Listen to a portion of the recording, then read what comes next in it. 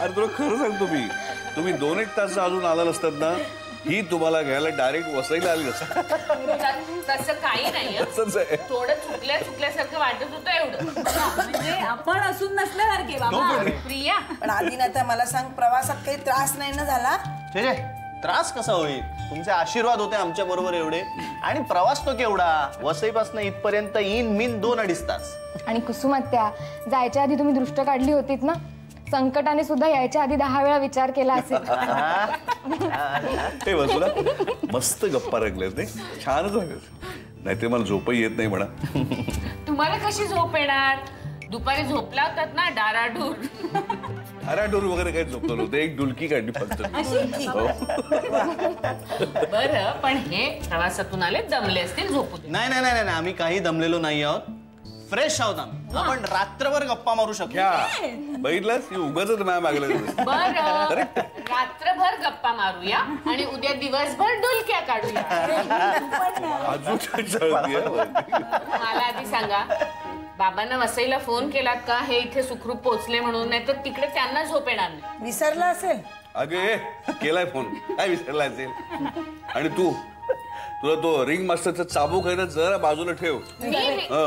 आणि ऐक, जरा कॉफी कर छानपैकी.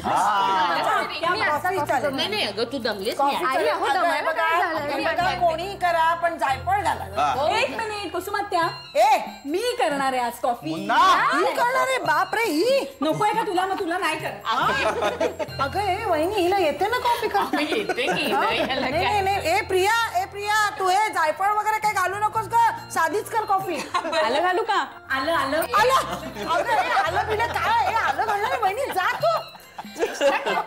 चेष्टा करते, करेल, चांगलं करेल. बाबा ते मगाशी तुम्ही रिंग मास्टरचं काय म्हणत होता आई? अरे तू मुला मला लहानपणापासून पाहतोयस की नाही, मी आपला असं बसलेला असतो गरीब बिचारा, तिकडनं ते असं चला उठा की मी उठतो, चला ब्रेकफास्ट घ्या, दादा चला क्लासला जा की मी क्लासला जातो. बघितलंस ना, कोणाला खरंच वाटेल नाटक काय दादा, काही सांगतोय आपला.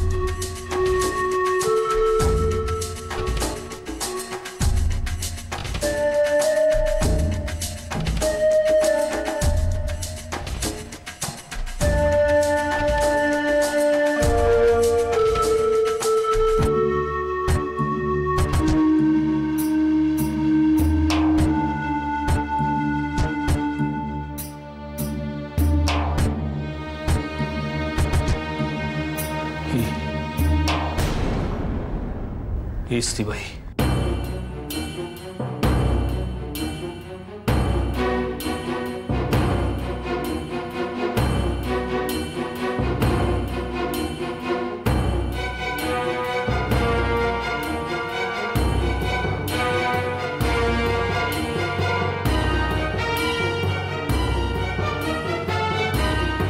हिनंच बाळशास्त्रींचा खून केला.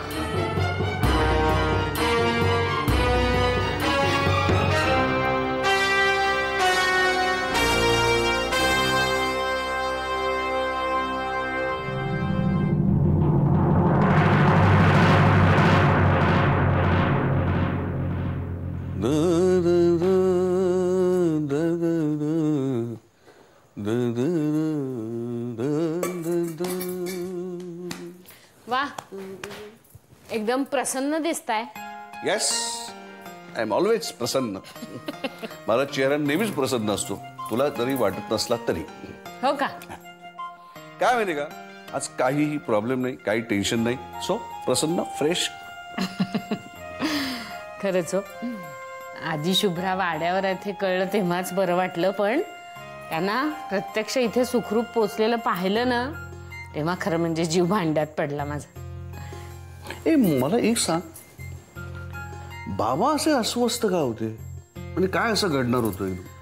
तुम्ही तरी कमालच करताय. आता कशाला त्याचा विचार करताय? तुम्हीच नेहमी सांगता ना, वाईट काही घडलं नाही तर मग त्याचा विचार कशाला करायचा म्हणून. हो करेक्ट, मी सांगतोय बरोबर, करेक्ट. काय म्हणा, पण दोघे असे एकदम प्रसन्न माझ्यासारखे, फ्रेश. वाडा आहेच तसा. वाड्यावरनं येणारी प्रत्येक व्यक्ती चेहऱ्यावरती ना असं समाधान घेऊन येते परत. खरंच.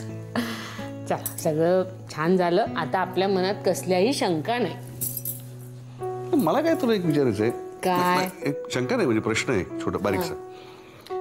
शुभ्रा कुसुमला असं का म्हणाली की तुम्ही दृष्ट काढलेत म्हणून बरं झालं, म्हणजे काही झालं नाही त्यामुळे? म्हणजे वंसना बरं वाटावं म्हणून म्हणाली असेल, आणखीन काही नाही. आता याच्या पुढे कुठल्याही शंका प्रश्न काही न विचारता गुपचूप झोपा. नाही, मी तोच विचार करतो की एक्झॅक्टली असं काय. Good night. Good night. Good night.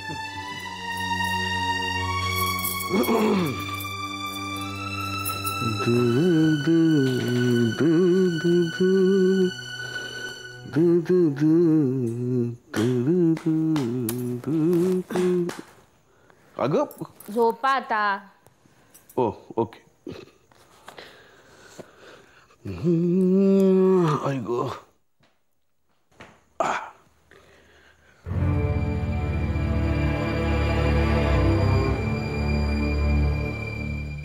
साहेब, एक विचारू का? बोला. नाही म्हणजे बाकीच्या ज्या बायका आणल्या होत्या त्यापैकी एक पण बाई गुन्हेगार नव्हती. मग त्यांना कशाला बोलवलं? मुद्दामच अंधारात दगड मारणाऱ्याले पकडायले. ही सरंजामेची जात लई हुशार आहे. हो साहेब. केसानं कधी कुणाचा गळा कापतील कळायचं बी नाही. मला तेच बघायचं होतं, हा अभिमान खरं बोलतोय का खोटं ते. मग आता बघू. दिशा तर बरोबर आहे. मला ही केस लवकरात लवकर बंद करायची आहे, कायमची. मग तो अभिमान असू देत, नाही तर ती बाई किंवा दोघं बी. अजून लई ताप एक डोक्याले.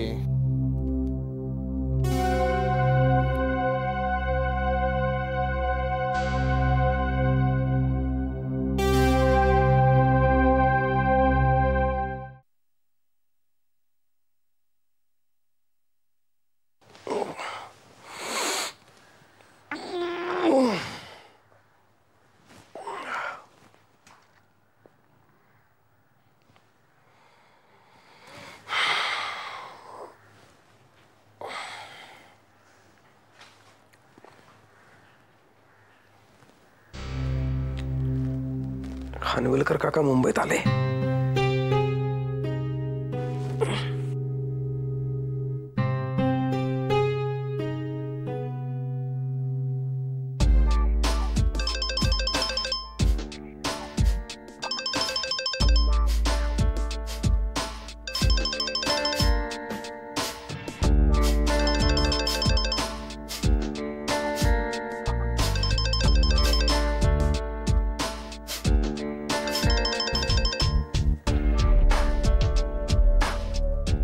Good morning Swapnil. हां हॅलो काका. सॉरी तुला डिस्टर्ब केलं मी. नाही, मगाशी भल्या पहाटे फोन केला. नाही नाही, नॉट ॲट ऑल. तुम्ही आलात मुंबईत? नाही, मी आत्ता दिल्लीत आलोय. 8-1 दिवसात मी तुर्कस्तानला निघणार आहे. पण जाण्याआधी मला शास्त्री कुटुंबियांना भेटायचे. खूप ऐकलंय मी त्यांच्याविषयी, क्षिप्राकडून. ते सुद्धा तुम्हाला भेटायला उत्सुक आहेत आणि मीही. माझंही तेच झालंय, दीनानाथ शास्त्रींना भेटण्यासाठी. तेही तुमची वाट पाहत आहेत. आता सध्या आजोबा वसईला आहेत, वसईच्या वाड्यात. पण वाटल्यास आपण त्यांना मुंबईत आणू. नाही नाही प्लीज प्लीज स्वप्नील, लहानाने मोठ्याने भेटायला जायचं असतं. Don't travelling for me. आणि तसंही वसईत गेल्यावर मला दोघांना भेटायचे. I am very curious about both of them. Both? पहिले दीनानाथ शास्त्री, चिपळाचे लाडके आजोबा. आणि दुसरं कोण? वसईचा त्यांचा वाडा, जो मी फक्त फोटोत पाहिलाय आणि तरीही तो मला खुणावतोय. मी सांगतो सगळ्यांना. काका, तुम्ही मला वेळ आणि फ्लाईट नंबर कळवा, मी तुम्हाला रिसीव्ह करायला येईल. ओके काका, thanks. You gave me a very good news. Bye. Okay Swapnil, have a great day. Bye. Same to you.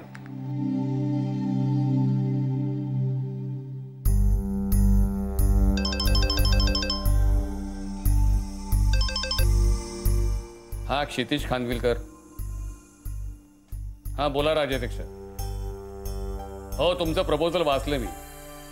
Very sorry, मला ते प्रपोजल मान्य नाहीये. मी आर्किओलॉजिस्ट आहे. जमिनीखाली गाडल्या गेलेल्या संस्कृतींचा शोध घेतो मी. कोणाच्या राजकीय किंवा आर्थिक फायद्यासाठी मी काम करत नाही. अस्तित्वात नसलेल्या संस्कृतीचा मॅनिप्युलेटेड शोध मी नाही घेत. या क्षितिज खानविलकरनी तत्वाशी कधी सौदा केला नाही. ठेवतो फोन. बाय.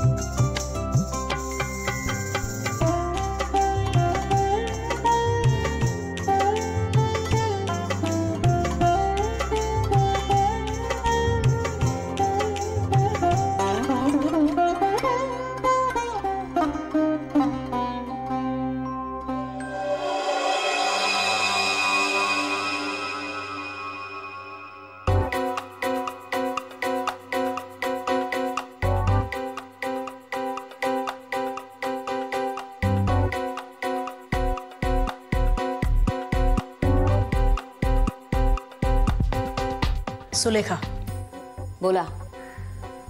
शेवटचा विचारायला फोन केला तनिष्का. तुम्ही मला मदत करणार आहात की नाही? हाच प्रश्न मी तुला विचारते. नक्की ठरव, तुला मदत हवी आहे का नको आहे? आणि आधी हे तळ्यात मळ्यात खेळणं बंद कर. मी तळ्यात मळ्यात खेळ खेळत नाहीये. आगीतनं फोफाट्यात पडले हा खेळ खेळते तुमच्यामुळे. तुला मला दोषही द्यायला आवडतो आणि माझ्याकडे मदतही मागतेस. पर्याय नाहीये ना माझ्याकडे दुसरा, म्हणून तुम्ही फायदा उचलताय माझा. फार विचित्र सिच्युएशन मध्ये अडकले मी आणि तुम्हाला चांगलंच माहितीये की मला तुमच्या मदतीची गरज आहे. पण तुमच्याकडे मदतीची याचना करते असं समजू नका. तुम्हाला मला मदत करावीच लागेल तनिष्का. 1 मिनिट, मी तुला शेवटचं सांगते. माझ्या समोर मला करावंच लागेल म्हणणारे मला आवडत नाहीत. त्यामुळे माझ्यावर जबरदस्ती करायची नाही. मागणाऱ्याला गरज असते म्हणून तो मागतो, पण देणाऱ्याची इच्छाही महत्वाची असते. अच्छा, म्हणजे तुमची इच्छा नसेल तर तुम्ही मला मदत नाही करणार? हां, करे नाही कदाचित, पण तुझा ॲटिट्यूड जमिनीवर येऊ दे. आणि इच्छेचंच म्हणशील ना तर मला आत्ता माझ्या मुलीला भेटायला जायचंय, म्हणून मी तिथे जाते. काही दिवसांनी ती इथे राहायला येईल, म्हणून त्या दिवसात तू मला अजिबात भेटायला येऊ नकोस सुलेखा. पण मी नाही यायचं. ती इथे असताना मला तुझी इथे सावलीही दिसायला नकोय.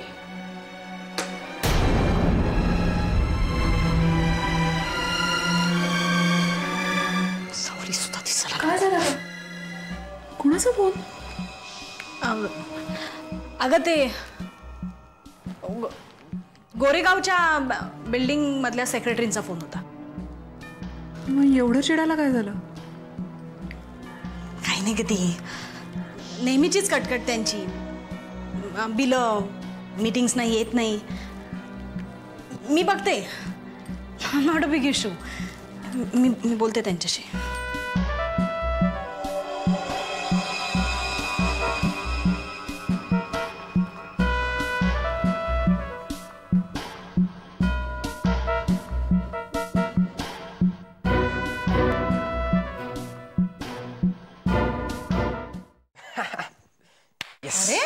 अल्टिमेटली फायनली क्षिप्राचे बाबा येत आहेत. किती एक्साइट झालायस तू?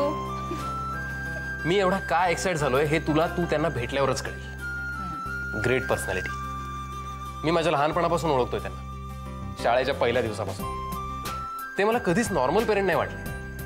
म्हणजे बाबा म्हणल्यावर आपल्या डोळ्यासमोर जे येतं, म्हणजे मैत्रिणीचे बाबा असं म्हणल्यावर आपल्या डोळ्यासमोर जे येतं, त्यांना पाहिल्यावर ते कधी जाणवलंच नाही. वर्षातले काही दिवसच ते घरी असायचे, पण ते येणार म्हणल्यानंतर क्षिप्रा जेवढी एक्सायटेड नसायची तेवढा मी असायचो. टूरवरून आल्यावर त्यांच्याकडे चित्र विचित्र अनुभवांचा खजिना असायचा, आणि ते अनुभव ऐकताना तासन तास निघून जायचे. शाळा अभ्यासच काय, खेळायला जायचं सुद्धा विसरून जायचो आम्ही. हो ना, आता हे सगळं सांगताना सुद्धा ना तू पहिलीतला स्वप्नील वाटतोय. काही माणसं असतातच अशी, आपल्याला आपलं वय विसरायला लावतात. असेच आहेत खानवेलकर काका. किती आठवणी डोळ्यासमोरून जातात त्यांच्याविषयी बोलायला लागल्यावर.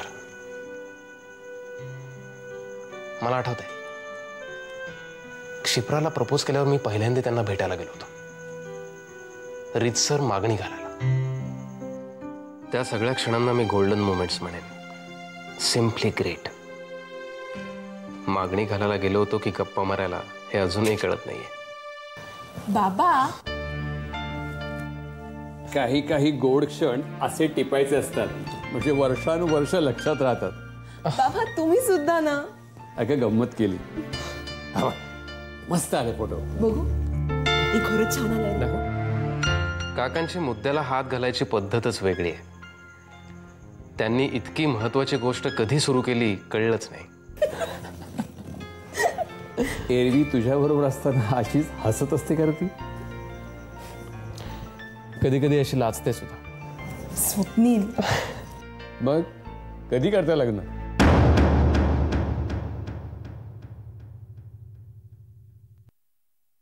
नाही, नसेल करायचं तर तसं सांगा.